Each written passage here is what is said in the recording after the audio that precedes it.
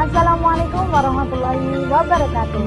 Alhamdulillah, puji syukur kita panjatkan kehadirat Allah Subhanahu wa Ta'ala yang telah memberikan kita nikmat kesehatan dan kesempatan sehingga kita bisa berjumpa di dalam program terbaru dari PMII Rayon Dakwah Komisariat Sunan Kudus, yaitu podcast Pergerakan. Ini merupakan episode perdana kami dan tentu saja kami sangat antusias untuk bisa menjadi ruang baru bersama sahabat-sahabat di Rayon Dakwah Komisariat Sunan Kudus. Bersama saya, Dela Rayan Zahirah, yang akan menemani sahabat-sahabat di Rayon Dakwah dalam obrolan-obrolan ringan namun bermakna.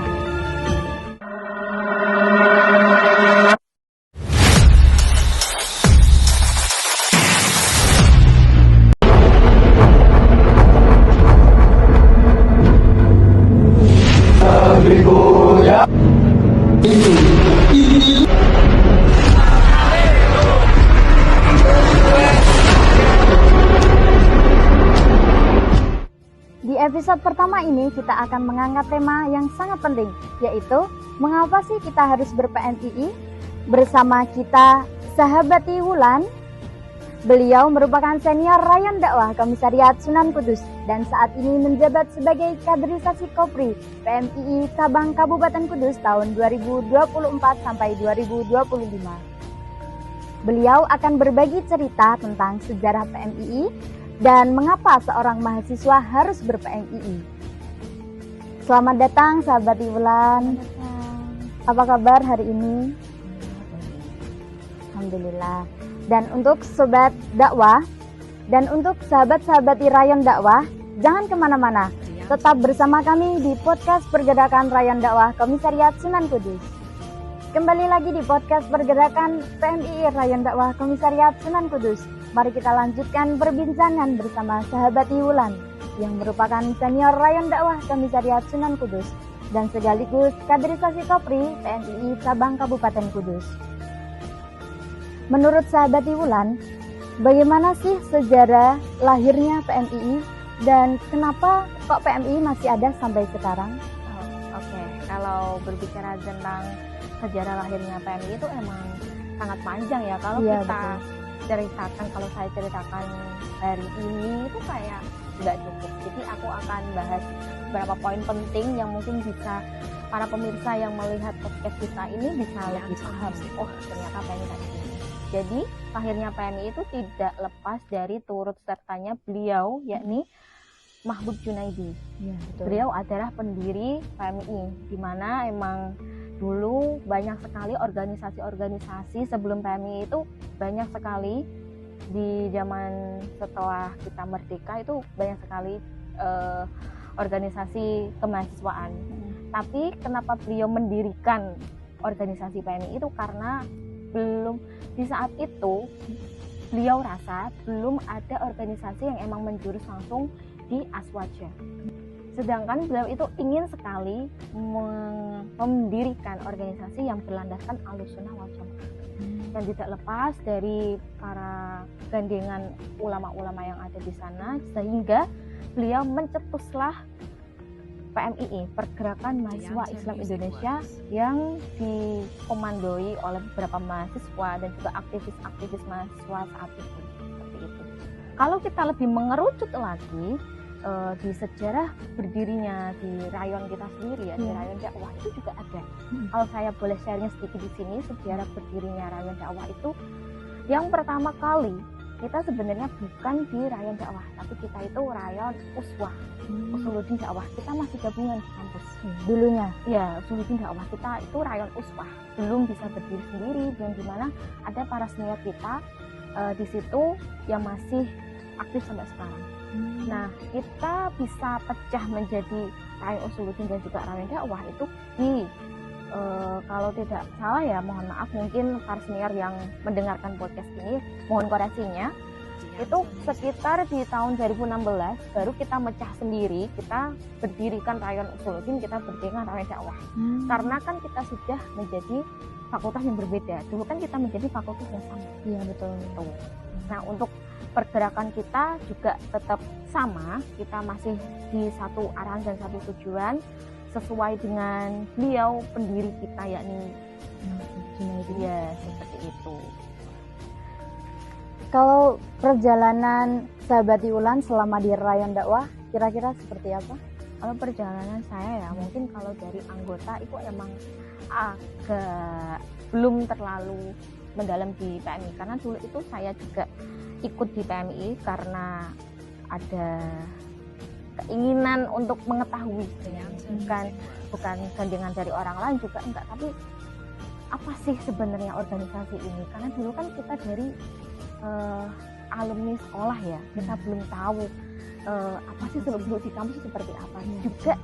Terus saya sendiri waktu itu tahu pergerakan mahasiswa Islam Indonesia ini organisasi apa, aku kok pengen tahu gitu. Terus juga tergerak hatinya buat mendaftar di sana, dan akhirnya oh ternyata seperti ini. Ketika saya mengikuti Mapaba, wow, sangat-sangat kompleks sekali materi yang diberikan, dan juga di situ ada beberapa materi sih yang bisa saya aplikasikan sampai sekarang, sampai saya udah lulus pun itu sangat berguna. Ketika di PMI dulu sampai sekarang, wow, sangat-sangat memang ini sih bermanfaat sekali. Dan untuk sepak terjangnya saya di dunia pergerakan itu juga dulu saya lebih aktifnya emang di Kopri ya, karena emang saya dulu juga di misioner ketua Kopri di 2021. Itu saya lebih dominan di Kopri. Kalau untuk pergerakan juga kita kan sama, pergerakan mahasiswa Indonesia juga di Kopri.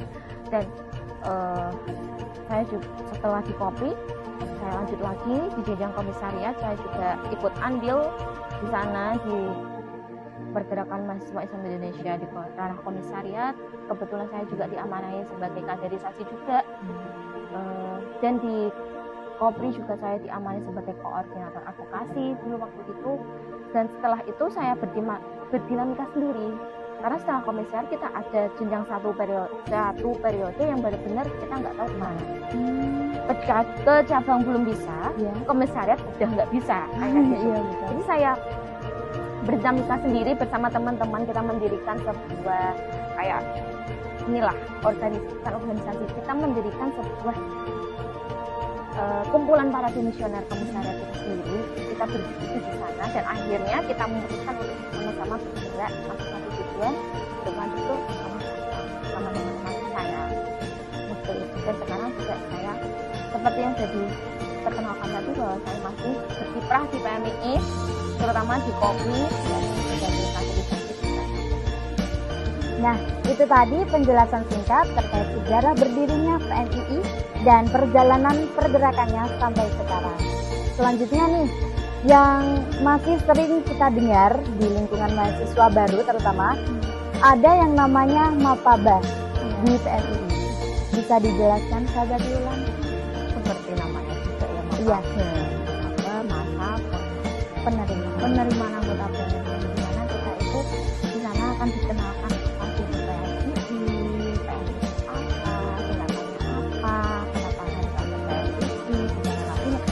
banyak sekali nanti materi yang dibahas di waktu Mapaba.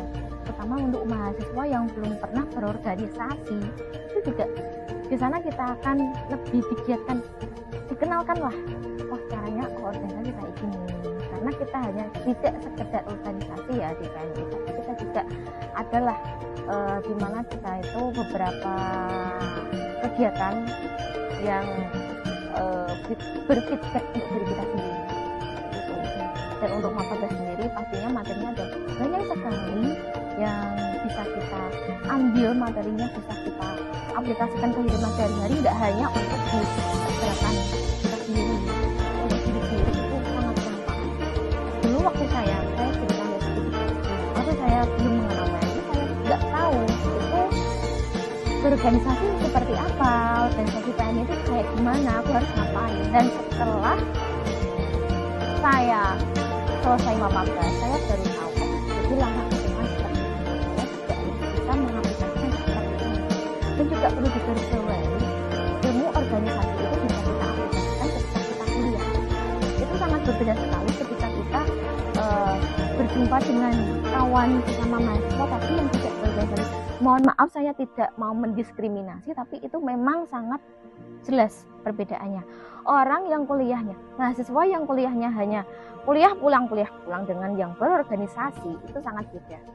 Salah satunya kalau kita ingin berorganisasi ya di PMII ini, dimana kita dinaungi secara langsung, kita bisa bergerak secara langsung, kita tidak ada sekat, tidak ada batasan kamu perempuan, kamu laki-laki, tidak, kita sama di sini.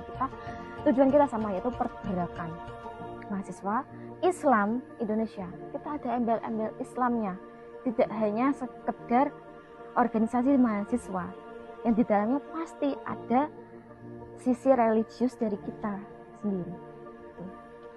Dan yang tak kalah pentingnya, mengapa sih seorang mahasiswa harus ber-PMII? Ya seperti yang pernyataan saya tadi ya, bahwa emang sangat beda sekali lah mahasiswa yang kuliah pulang dengan yang berorganisasi. Dan nanti kita bisa lah lihat sendiri bahwa emang kalau kita sudah terjun langsung, kita sudah ikut berorganisasi, kita sudah bermasyarakat di sana, itu juga perbedaannya itu sangat beda. Karena gini, selain kita mendapatkan ilmu di bangku perkuliahan, kita juga mendapatkan ilmu di organisasi itu sendiri, di mana kita forum mahasiswa. Tidak ada dosen, tidak ada lain sebagainya, kita emang pure dari mahasiswa. Nah, di sanalah kita bisa meningkatkan skill kita, gimana sih kita menjadi seorang mahasiswa yang lebih berkompeten dan juga membangun integritas kita di sana. Dari berorganisasi kita juga bisa mendapatkan ilmu yang lebih-lebih lah, selain dari bangku kuliahan lagi, dan juga apa ya? Ya intinya lakukanlah apa yang ingin kalian lakukan, karena berorganisasi kita juga tidak mengekang untuk kamu harus ikut berorganisasi, tidak.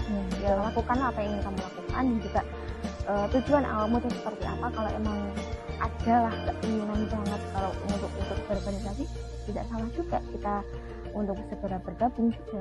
Dan banyak sekali organisasi yang ada di kampus, coba kita bisa lebih selektif lagi, dan di sini kita lebih adalah dimana organisasi kampus yang bergerak dalam bidang ya ini pergerakan mahasiswa Islam Indonesia seperti itu. Wah, ini tadi benar-benar topik yang sangat menarik untuk kita bahas lebih dalam, terutama buat mahasiswa baru yang masih penasaran dengan apa sih itu PMII. Bisa disimak podcast hari ini dari awal sampai akhir. Dan jangan kemana-mana, tetap bersama kami di podcast Pergerakan Rayon Dakwah Komisariat Sunan Kudus.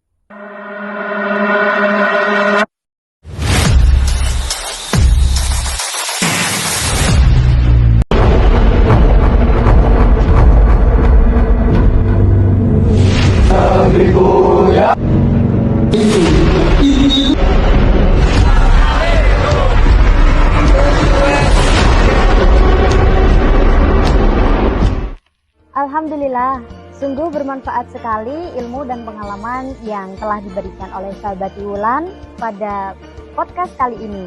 Terima kasih kepada sahabat Wulan yang sudah meluangkan waktu untuk berbagi seputar sejarah PMII, pengenalan Mapaba Rayon Dakwah Komisariat Sunan Kudus, dan yang paling penting, mengapa mahasiswa harus ber-PMII.